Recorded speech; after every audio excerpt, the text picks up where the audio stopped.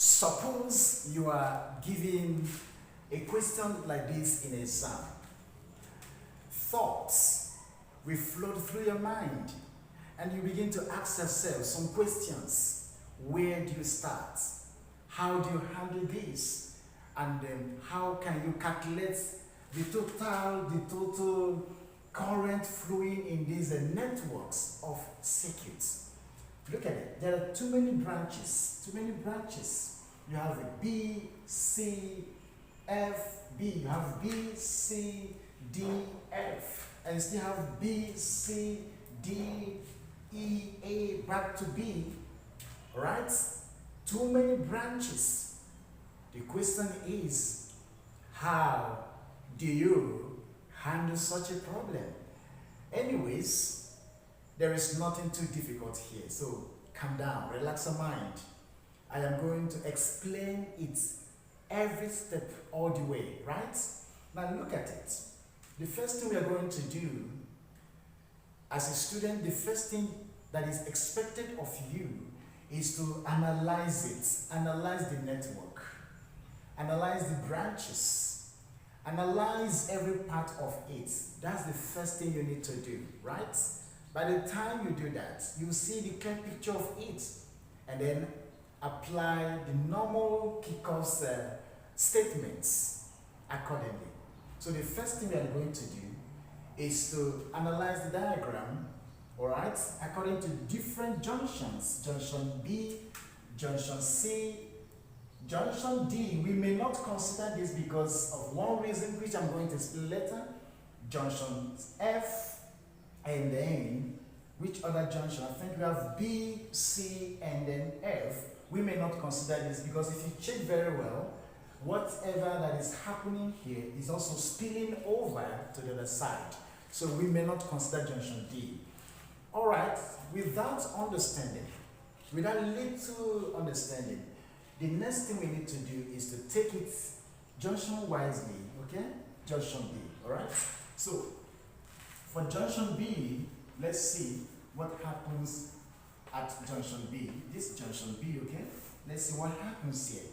What happens at junction B is that the total current, look at the total current I, comes to this point, reaches this point or flows to this point and split into current 1 and then current 4. So that's the first thing we need to understand. Total current flows to junction B and then splits into current 1 and then current 4, right? That means, so when this total current flows to this point, it splits into resistance 1 and then the other one flows into what? Resistance 4. That's why we have 1 minus 4. Alright? So we take note of this. The next junction we are going to consider is junction number 1. Junction number 2 we are going to consider is C. Let's see what happens at C, right? Junction C is this. So what happens here? Okay, when current 1 flows via resistance 1 and then gets to this point, current 1 splits again. It splits into current 2 and partly flows into resistance 3. That's why we have current 3. I repeat, current 1 flows to this point, splits into resistance 2. That's why we have current 2. And then partly flows into resistance 3. That's why we have current 3. So how do we now find current 3? That's junction C. It becomes current 3, right? Okay, is equal to current 1, okay? Take note, current 1 minus current 2. Alright? Minus current 2. So that's how to get this. That's how to get the current flowing into resistance 3. Alright, so we've done that. The next thing is for us to consider the current flowing into resistance 3, which is referred to as current 3, is also the current flowing into junction F. Alright? We come here, we flow down to junction F, and then combine with current 4 flowing into resistance 4, both will combine at this point and flow into resistance 5. That's what happens. I repeat, current flowing into resistance 4 and current flowing into resistance 3, that is I3 and the I4 respectively, will combine at this point and flow into resistance 5. That's how we're going to get the total current flowing into resistance 5. All right. Okay. So with that basic understanding, we'll be able to get the next junction, which is junction F. So our next junction is going to be junction number 3. This is junction number 2. Okay. And then this is junction number 3. We're going to have our next junction, which is junction F. All right.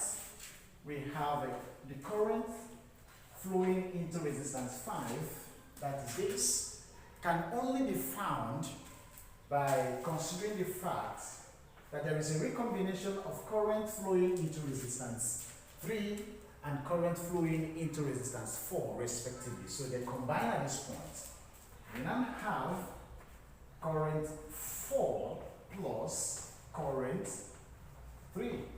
Alright? So this will give us the total current flowing into resistance 5. Alright, having watched up to this moment, by now you would have understood that it is only by analyzing the network, the various junctions, that you'll be able to find different currents flowing into different junctions. That's what it means. Alright, I want to urge you, if you are really finding value in this, if you are learning something new in this, come on, give us some thumbs up. Alright? Like what we're doing. Subscribe. Come on, subscribe. Share with your students, with your colleagues, friends, and networks. Don't forget to put on the bell button for constant notification. We're going to continue with all this, but there is something we need to understand here. For us to be able to find the total currents, we must know the values of current 1 and current 4. We must know the value of current 3, and also we must know the value of current 5, respectively. For us to be able to do that, we must generate 3 different loops. So we need three different loops. Different loops. Alright? We need these 3 different loops for us to be able to solve and get all these currents, I5, current I3, current I1, current 4, and so on and so forth. So how do we generate these 3 different loops? By considering the entire networks. By the time we consider the entire network, loop wisely, we have it. So the first loop here is going to take this direction. The first loop is going to take this. It's going to be, look at this, A, B, C, D, back to E, right? So that should be our first loop. A, B, C, D, E, and back to A, okay? I take it again. That's the first loop. A, B, all right? Or we start from A, B, C, D, E, and back to A. That's the first loop, all right? Then the second one, look at the second one. We are going to take another final one, which is going to be B, C, F, and back to B, all right? The second loop is going to be B, C, F, back to B. Okay? We call these first loop, second loop. We need another loop. Another loop. How do we get this loop? Very, very important. So we need this loop C, D, F, and back to C. Alright? We have loop C,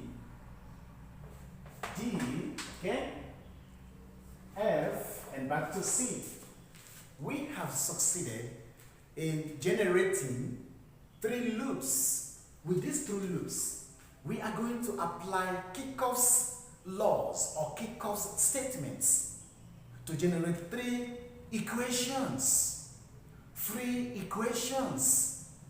These 3 equations will be solved simultaneously to find different values of current, such as I5, I3, I4, I1, and eventually leading us to finding the total current I.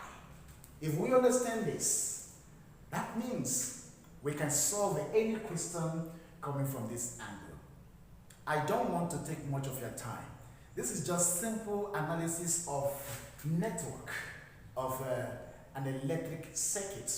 All right? How we can apply Kirchhoff's laws to a circuit like this and then arrive at a appropriate answer. I will see you in my next class. In my next class, we'll be discussing loop ABCDEA and generate its own equation, loop BCFB and generate its own equation, and then finally loop CDFC and generate its own equation. That will be 3 equations as I earlier mentioned. With these 3 equations, we will now solve simultaneously to find various values of current earlier mentioned or stated in this whole schematic diagram representation of electric circuits. So see you in my next class. I will be linking it there or there. But don't forget to subscribe. Give us some thumbs up. Come on, patronize us. If you have really found value in this, if you have been educated by this, come on, give us some thumbs up. Put on the bell button for constant notification. And don't forget to